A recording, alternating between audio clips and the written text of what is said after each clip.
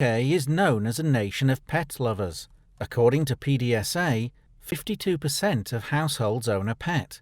There are over 9 million dogs, over 11 million cats, and around 3% of the population own a rabbit. It isn't surprising that so many of us choose to have pets. They can offer love, companionship, and help to improve our health and well-being.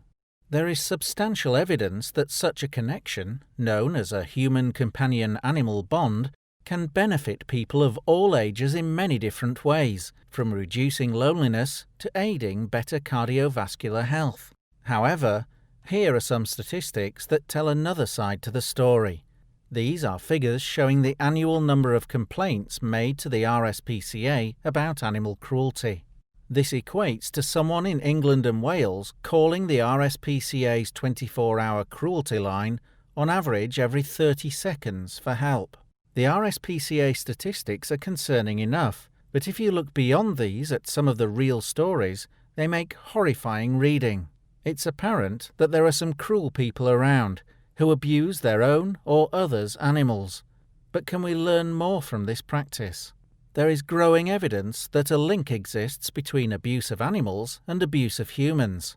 Where animal physical abuse or neglect has occurred, other forms of violence are often present, putting other family members at risk. A child's cruelty to animals may be an indicator that the child has suffered serious neglect or abuse.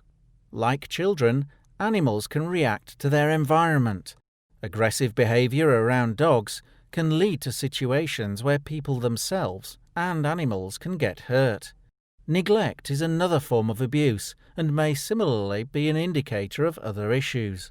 With this link in mind, the aim of this module is to increase awareness among professionals who, as part of their role, visit the homes of children or adults in their care or under their supervision.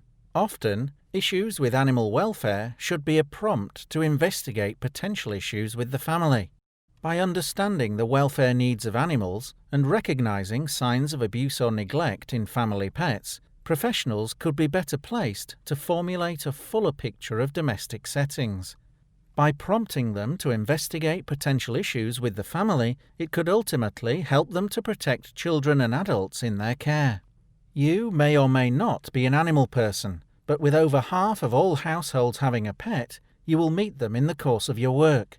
The chances are that, due to your role, you are by nature a caring person. You will also already be someone trained to be alert to what is going on in the settings you visit.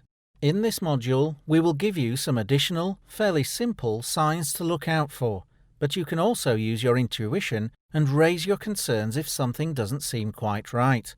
You may be able to help to prevent harm from coming to other vulnerable members of the household who may be at risk.